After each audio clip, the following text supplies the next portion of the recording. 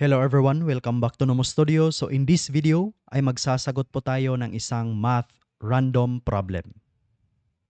A certain government agency is hiring for a position that requires applicants to pass a two-part examination. Part 1 has a passing score of 70% and Part 2 has a passing score of 80%. An applicant's final score is calculated by taking 40% of their Part 1 score and 60% of their Part 2 score.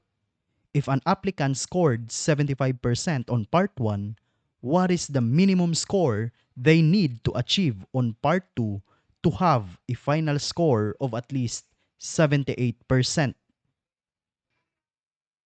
And of course, bago po natin sagutan or bago tayo mag-solve, ay intindihin muna natin kung ano talaga ang hinihingi ng tanong. Ang sabi dito ay may isang aplikante na nag-exam at yung exam na yon is may dalawang parts. Meron tayong part 1 at saka part 2. Yung part 1, kailangan niyang maabot yung score na 70% para pumasa. At sa part 2 naman, kailangan ang 80% para pumasa. Pero ang mas mahalaga or ang kailangan nating gawin ngayon ay malaman kung paano i-calculate or i-compute yung final score. Kasi nga, sabi dito, what is the minimum score they need to achieve on part 2 to have a final score of at least 78%. Ibig sabihin nito, kailangan nating malaman kung ano yung minimum score na kailangan niyang i-achieve sa part 2 para magkaroon siya ng final score of at least 78%. Ngunit paano nga ba kinukuha ang final score? Sabi dito, taking 40% of their part 1 score and 60% of their part 2 score. Ibig sabihin nito, 40% ay manggagaling sa part 1 at 60% naman na score ay manggagaling sa part 2. At sabi pa rito, nakakuha na si applicant ng 75% sa part 1. At ang target niya ngayon ay magkaroon ng at least 78% na final score. Ngayon, ang gagawin lang po natin is simple lang. I-multiply lang po natin itong 40% ng kanyang part 1 na score dito sa 75%, no, 75% na nakuhang score na ng applicant. So now, let's multiply 0.75 kay 0.40. So we have 0, 7 times 0, that's 0, 0 times 0, 0, 5 times 4, that's 20, carry 2, 7 times 4, that's 28 plus 2, so we have 30, carry 3, 0 times 4, that's 0 plus 3, so we have 3, so this is 0, 0, 0. So we have 0, 0, 0, 3, 0. So we have 1, 2, 3, 4. So the answer is simply 0.3.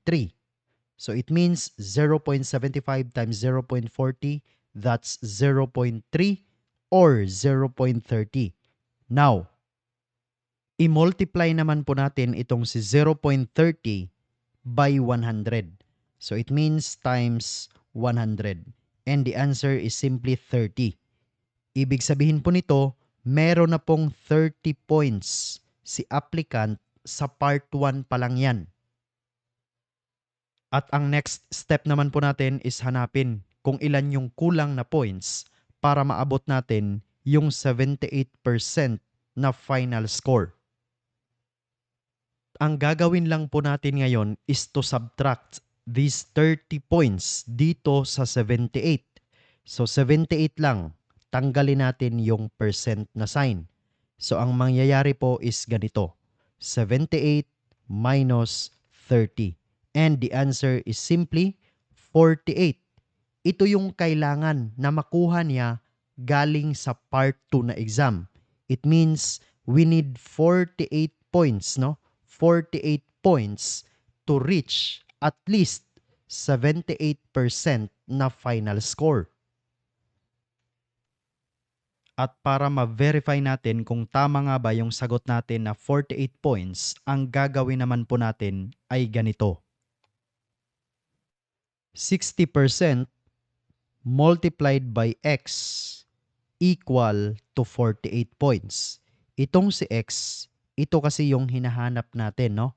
Ito yung hinahanap natin kung ilan nga ba yung minimum score na kailangan niya sa part 2 na exam. So again, si x, yan yung minimum score na kailangan niya na i-achieve sa part 2 na exam para magkaroon siya ng final score of at least 78%. Ngayon, bakit po natin kailangan i-multiply si 60% dito sa x? Kasi nga ito yung x, no, hinahanap natin na minimum score.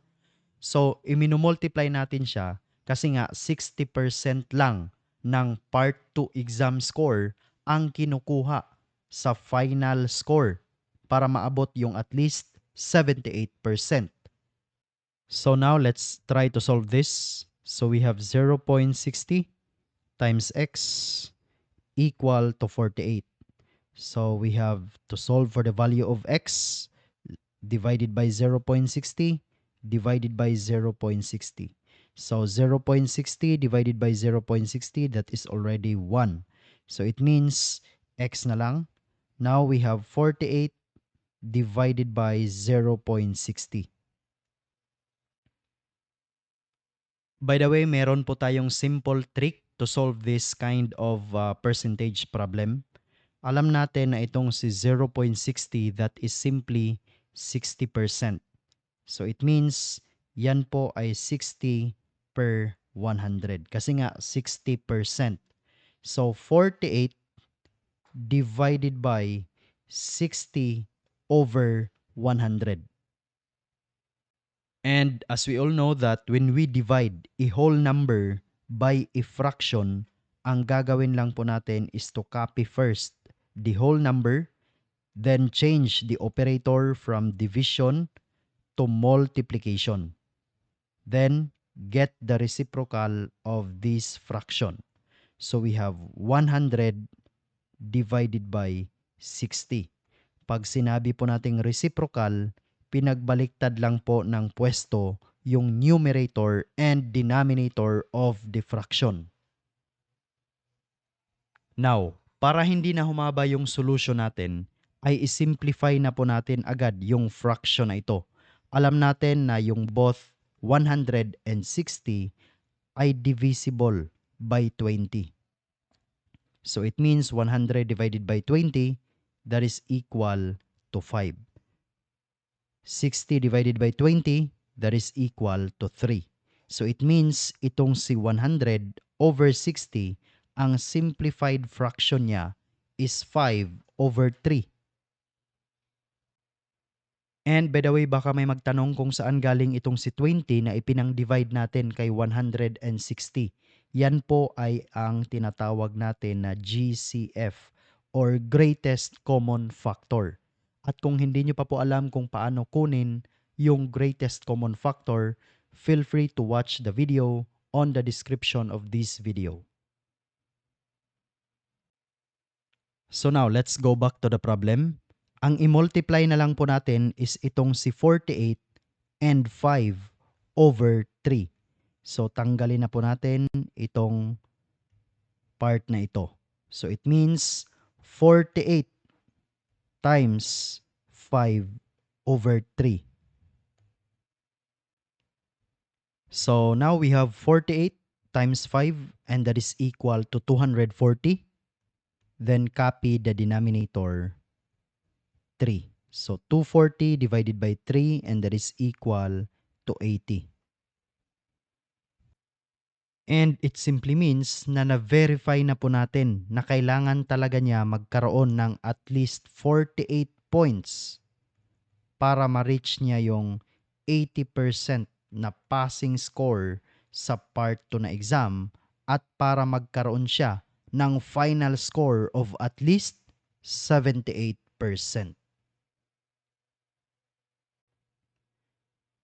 And that's all for this video, and I hope you've learned something new today on how to solve this kind of problem. See you next time. Bye for now.